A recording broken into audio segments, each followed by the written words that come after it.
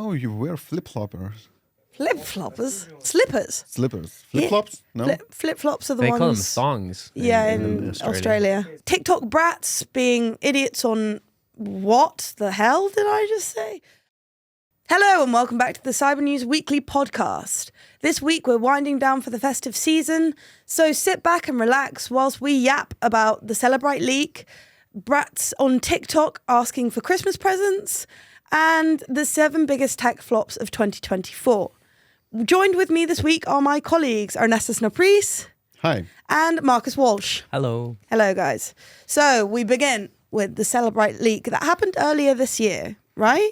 Yeah, I believe it takes the spotlight on February this year, and since then we hear more and more about this tool. Mm-hmm. Do you know what it is? No, not really. Well, I do a little bit, but could you tell me more?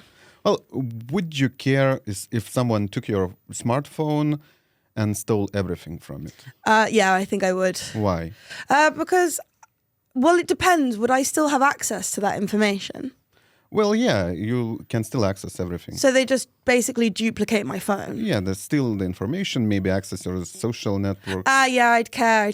My social networks, my bank, like everything that's on your phone, basically, right? But if that's just the police... but they could still misappropriate it, right? Well, yeah, probably. But basically what's the Celebrite is, it's a forensic tool used to unlock any smartphone. And authorities use it around the world. And what came up recently, the Amnesty International found out that Serbian authorities used this tool, well, kind of illegally on journalists, political activists, and anyone basically is in danger. Now the researchers warn that there is probably no smartphone that is secure from such a tool. Really? Nothing? Because I know that the Amnesty International case where they found a couple of journalists who had been reprimanded in custody or detained, right? And then their phones had been taken, but they were Android phones. So I was wondering if, what kind of devices are most vulnerable? The older devices that have already reached end of life are the most vulnerable. But even the recent devices, they can be cracked because, well, those security firms, they're kind of in a rat race to look for new vulnerabilities to offer them to the customers. So we may not even know what are they capable of. Wait, so hold on. Who's offering vulnerabilities?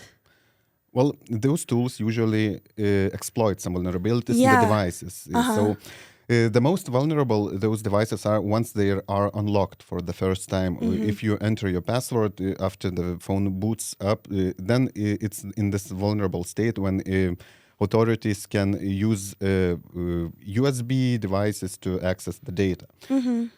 So, that's the main problem, that there is no, probably even the devices that we consider to be secure.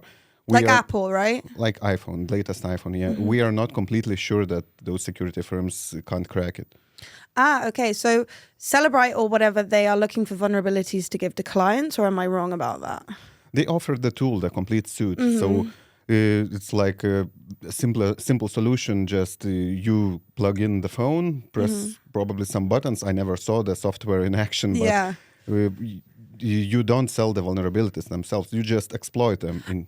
But you make them aware of the vulnerabilities, or no? It's just the suite of things that you that does all the work. Yeah, I mean, if you're a Celebrite, you don't disclose those vulnerabilities. You keep them for yourself. Makes sense, so that people can exploit them when they find them. It's your selling and they're point. Not patched. Yeah. So if it's patched, your tool no longer works.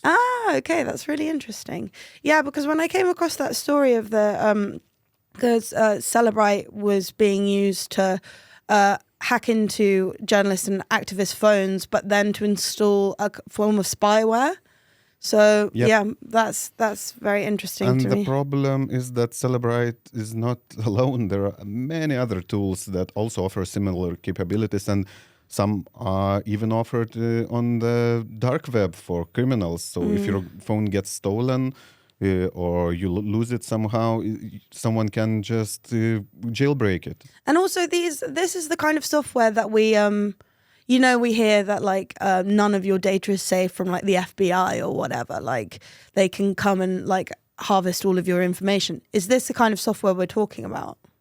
Well, yes. The FBI used this software to crack open the Trump shooter's phone. Oh, really? Yeah. Oh, wow. And okay. they did it in 40 minutes, I believe. It's wild, but And the amnesty cases, it's just those all take maybe 20 minutes. You visit a police officer, he asks you to leave your phone somewhere, you come back, you see that it has been tampered, your contacts are stolen or spyware installed. And I wonder, like, obviously we talked about this earlier on in the podcast like a few weeks ago about journalists and activists. Is it that they want to exploit the people that you know, like the sources that you have, or is it just that they want to know what you're doing and to try and stop you from doing whatever you're planning to do to maybe like I don't know, like acknowledge the government or something like that, or what I mean, expose, that's the word I'm looking. Well, if you can access your target directly, probably you just install some spyware on your target's phone. If you can do that, probably then you try to access someone, neighbors, relatives, whatever you can have your hands on. Yeah, because there was a case with I think a Russian journalist or something like that when they had used like Celebrite or something to hack into the phone and download Pegasus onto the phone of his wife, I think. So I guess, people just around you are targets. It's pretty scary. But also it said that in February it was leaked, some of this software. I don't believe the software itself was leaked. I couldn't find that. Probably the knowledge about the software and what it's capable of. So we get some insights about that, but we haven't seen the code for it. So people can't because I was thinking the fear surrounding it being that kind of ordinary or in the know people can just start using the software to hack into anybody's device. Well, you probably still can. And the ransomware gangs and Russian threat actors previously used the code from Pegasus, from other spyware companies. How did they obtain that? It's a mystery, but previously it has been shown that threat actors already using the exploits of those companies. Oh, God. What do you think of this, Marcus? Any thoughts? It's scary. It makes me wonder what is safe, if anything, and how extreme it's going to get, how commonplace. So I just think to the future and how, if it's going to become the norm and it's not going to surprise us anymore. Because I'm sure there are services where like you can hack into, like there's already probably makeshift services not as sophisticated as this to hack into like your partner's phone or like something like that. Do you think that's out there? Could well be. Makes me think of Breaking Bad a little bit in the latter Skylar and Walter moments, if it's going to become, for your peers. But I'm not sure. Right now it seems to just be towards journalists and politicians, right? Yeah, or high-value targets, I guess. Well, I hope Trump loves free speech, democracy, and democratic processes, but when you see what the researchers recommend to protect yourself against this kind of threat, there is nothing you can do basically. Really? They suggest you install a different OS version or firmware into your phone. Oh my God, that's quite that's very technical. Yeah. And even then, are you secure when you install some kind of random ROM? Yeah, and also basically ditching your phone. You may as well just get a new phone.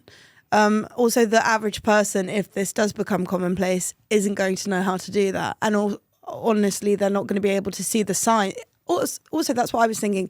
Are there any signs that, like, because we spoke about the Serbian journalists realizing that their phones had been tampered with. What kind of, is there any like indication that this, your phone has been hacked, or would it like act abnormally, or? if done properly, probably you won't notice anything. In those cases, there were some notifications left that your contacts were exported to somewhere. Oh, that's stupid. So maybe there wasn't enough time to hide all the tracks. But if the Pegasus gets installed on your phone, You're basically done for. see nothing. It works in the background when you sleep, and maybe if it's really downloading everything from your phone, maybe the phone can heat up a little bit. But but then you, like, the average person wouldn't like notice that and be like, of course, you can use the security tools to check for that. Those exist, but who does that? No, not many people do. It's not very reassuring at all, is it? It's pretty ominous. Not at all. Okay, fantastic. Right. So moving on to TikTok, a quick slight pivot from the world of spyware and phone hacking into the more petty of realms, I guess you could say. So there's this trend going around on TikTok where young people, mostly teenagers, I'd probably say around 14, 15, right, are creating PowerPoint presentations for their parents, asking them for presents for Christmas. Marcus, you have a bit more information on this as you wrote the article. Firstly, what do you think about this? Well, it was weird how it came about because it was born out of a conversation I had, in my private life about a kid who's 8, and his parents were like, "Do you want to sit down and write a letter to Santa Claus?" And he said, "No, I'm good. I've been bad this year anyway."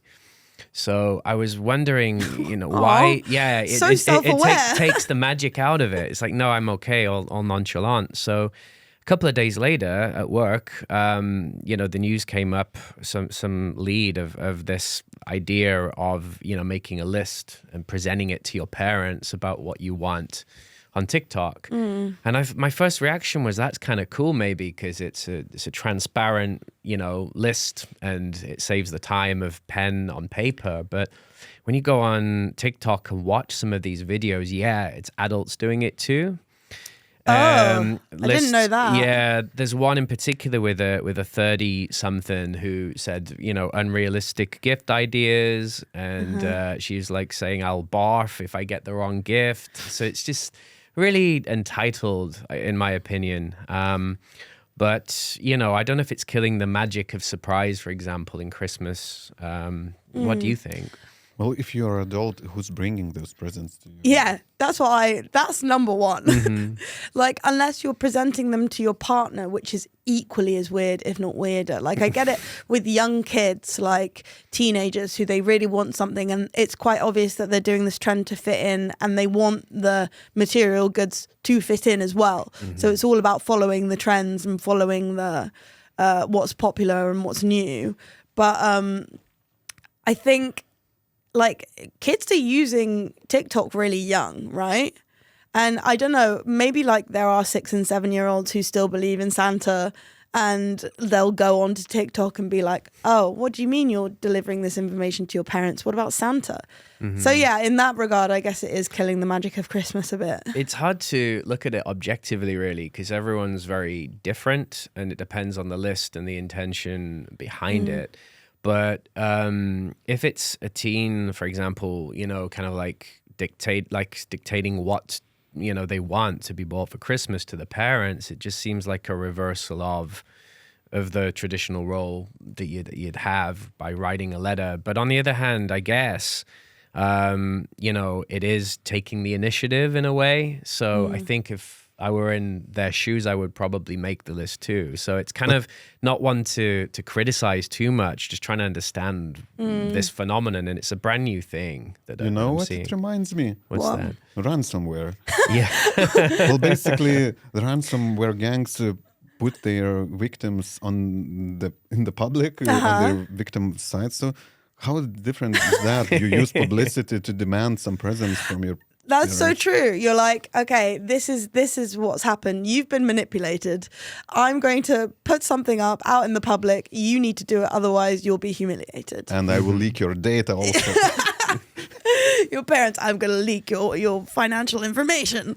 Yeah, I mean, it did feel like that a little bit, like kind of like an implicit way of, if you don't get me this, then I'm going to be upset, you know? And But you know what I can do when I'm upset. exactly, I can make a video about it, and there we go. But I'll make a video about how you beat me. No, I don't know.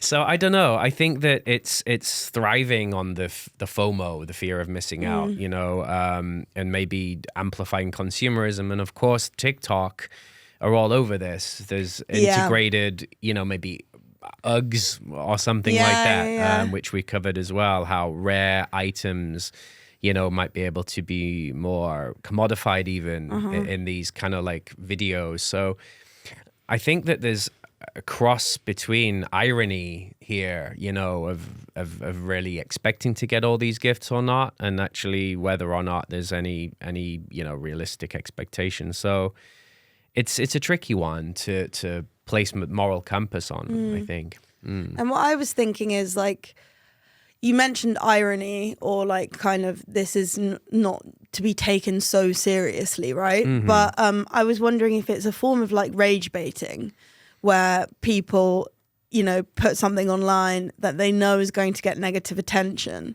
Like, is this that? Are people like, you know, people saying, okay, I'm going to show how entitled and bratty I am. And this is Gen Z, by the way, which is my generation, and which the internet seems to hate, understandably. But yeah, so yeah. Did you make a TikTok for a list? I didn't, but I should. I think it would be quite fun to try it and see how it goes. It's quite enterprising, really. Like, I mean, they're using PowerPoint and Canva, and like showcasing little skills that they learn. Well, that's right. The peers and the audience that watch these TikTok videos are all full of positivity. It's like, yeah, I want to get these, you know, whatever, these Uggs as well, and stuff like that. You don't get many kind of trolls or whatever, whereas if you put it on so YouTube, surprising. I think on TikTok, like, usually, it just seems that that's the crowd. That's the norm, maybe. Yeah, but I think if it was stuck on YouTube or something like that, or just made super public or whatever, it may get a different reaction. Because on X, I saw like a video of a little girl, and she must have been only about 7, and she was flipping through this like PowerPoint on her parents' phone. And like, obviously not her phone because she's too young. And like the caption was like, "Oh, this is wild. Kids are even making PowerPoint presentations about what they want now." And all of the comments were like, "F this kid," like all of that kind of stuff, which is bad, obviously. But on X, you will receive a different, like you said, you will receive a much different type of comments and audience. I think so, and also when I think back to this kind of like brat Christmas thing, it sounds like Charlie XCX a bit. It does. I think back to Home Alone, and what was Kevin McAllister? He was a brat. Like back in the 90s, he was like, "I want a cheese pizza," you know? Yeah. And you get left fucking at home. Exactly, you get left at home for acting like that. Home. So I don't think it's anything new in its essence, and it's unfair to make, you know, that generation a scapegoat when really it's the system at large that's kind of making this possible. So I don't know, maybe I'm thinking too much about it. No. It just is fascinating for me to have discovered it this week, and I'm just curious where it will go in future years. And do you guys think that social media, you know, because we all know that the way that social media manipulates kids' minds, do you think that social media has some part in forming and shaping these teenagers to be so? Also, it's so public, it's so open, it's so, you're just, you know, it's kind of feels insecure, unsafe almost.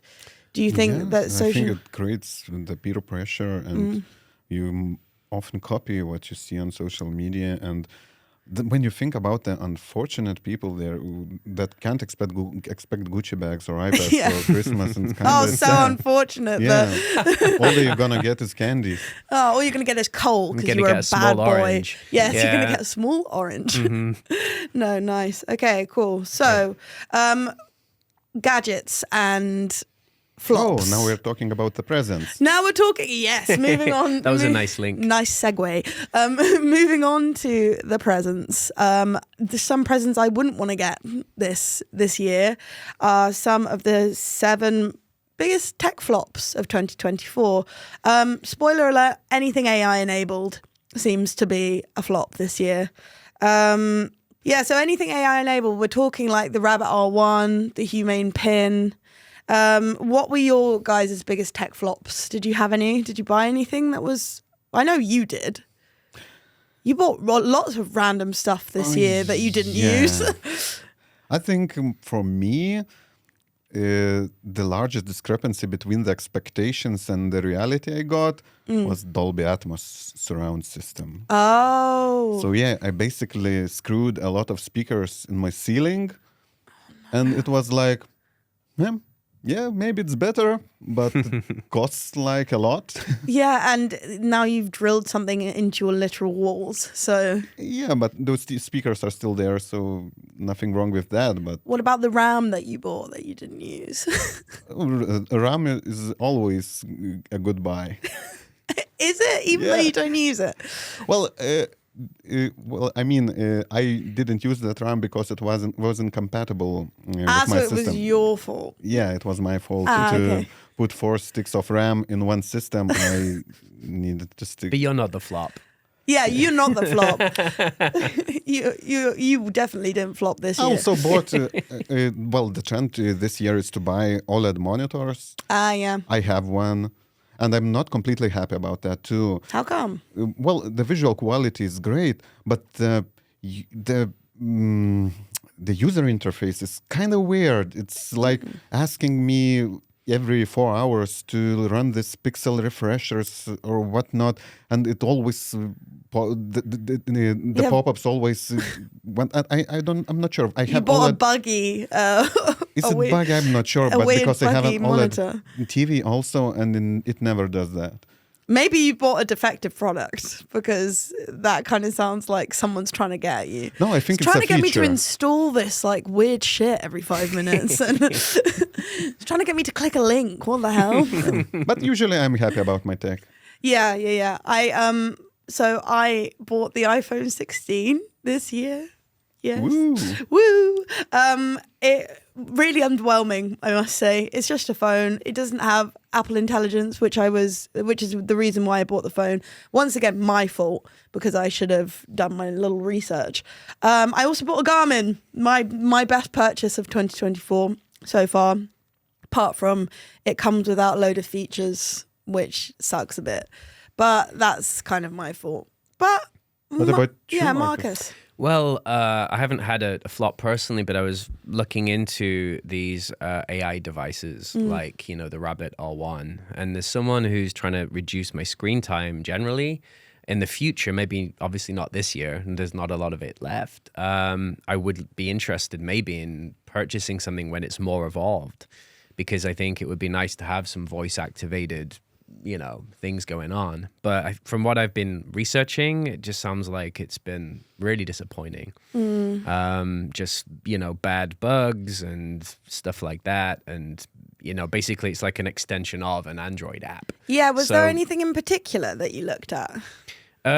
Just kind of, real basics that it's just not very good. It's a bit like Amazon Alexa in a way that it just sort of says how the weather is and when you're already outside or something. Apparently it's quite good at customizing and training it, maybe, this Rabbit R1, so it gets to know you quite quickly. But I don't think we're quite in that, in that realm yet where you won't need to take your phone with you places. So yeah, so I'll tell What are the actual deads? precisely. No, I'm gonna talk about some of the tech flops. So Rabbit R1 was one. So much hype surrounding this interesting retro orange device that was supposedly AI enabled, but ended up being basically an Android app, right? Yeah. Also had loads of vulnerabilities that we discovered. Lots of things, bugs that were strange. Wait, but is it a flop if maybe it's technically faulty, not impressive, but if it sells really well, It did sell really well at the beginning, didn't it? I think they sold like 100,000 hundreds of views? thousands Yeah. of this. Yeah. So is it a flop? I think it's a work in progress more than anything. Interesting, but optimistic. I think it's a flop because there was so much expectation and little it promised a lot, but it didn't deliver. So I think that's a flop. What about this was a real flop, and I will not dispute this. Marcus Brownlee's wallpaper app thingies. That was funny. Tough sell. Real tough sell. So you wrote about this, right? What? No, but I know the story. But you know the story, yes. What? So it was Marcus Brownlee, this tech YouTuber, right? Yep. He was selling wallpapers that you could just get on Google anyway, or was that what was happening? I think the wallpapers were made by his team, so everything is all right. Ah, okay. I thought it was just what you could get on Google. It was overly expensive, I think. I'm not sure what. Yeah, probably the app itself was also not impressive. So everyone was kind of, you reviewed all those products and are very critical about them. What about your own app, man? Yeah, it's like your app sucks. Why? Yeah. And for me, like, I still use the basic. Yeah, same. Who customizes their wallpapers? Am I right? Like, I don't know. I don't care about that. I wouldn't go out of my way to buy a wallpaper. Why would you do anyway? There are some people who like probably personalize their phones. I'm not one of them. No, neither. Yeah, each to their own. Yeah, exactly. This was a historic flop, I think. The Humane AI pin that went bankrupt. Not bankrupt, that went out of business. That's what I was trying to say. That's got to be a flop then. Yeah, well, they went out of business and I think they had to sell. And I believe the Marcus Brownlee also reviewed that, and everyone was kind of very sad that he was very critical about the product. I think people, because it offered a lot of things like It was actual innovation. Yeah, like one-to-one translation, like live translation. There were other things you could do. I think it was similar to what you were talking about, Marcus, of having like limited screens, no screens, but being able to do a lot of the stuff that you would do with a phone. But it just didn't take off. Do you think that kind of thing will, kick in? The less screen thing, the more voice command thing, or is that really utopian? Yes, I think so, because, Musk is working on the brain link. Yeah, exactly. Each episode we probably talk about. Yeah, I think it would be less of like a physical product and more of like something implanted in you that allowed like Black Mirror type stuff that kind of, lets you, you look through your eyes and kind of, It's probably all about the bandwidth, how much information you can pass for the AI. With your fingers, you can type just some amount of symbols. You can probably speak faster than that. And if you have a brain link, you can suddenly upload all your brain in 1 second. Oh, that's a cybersecurity nightmare. Wow. I didn't hear about this, but Concord, the Sony game. Oh, yeah. You're a gamer. Did you hear anything about this? I think it was ruined by the DEE practices, those diversity, equality, inclusion. And so everybody hated the game because of that. Because they were working on it for 8 years, apparently. Yeah, and nobody bought it. Ah, rip. Would you say that's a flop? Yeah, definitely. Yeah, for sure. Gotta be. Intel's desktop processors Raptor Lake and Raptor Lake Refresh was apparently a flop. Don't know much about that, but...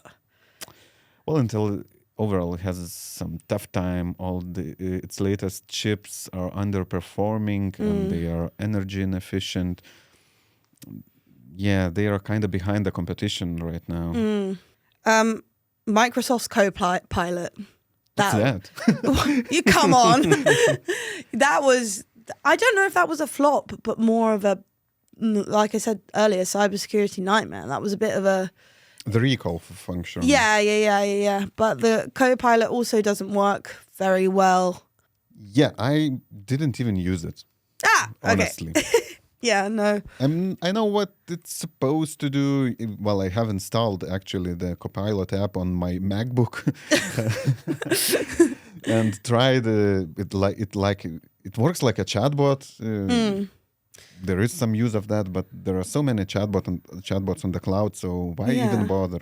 Just go ChatGPT, GPT. Just go with Claude. Yeah, you're a Claude, whatever. And the final final flop, which I would say was a big flop, which kind of revolutionized, it was innovative when it came out, but they've suffered for it afterwards.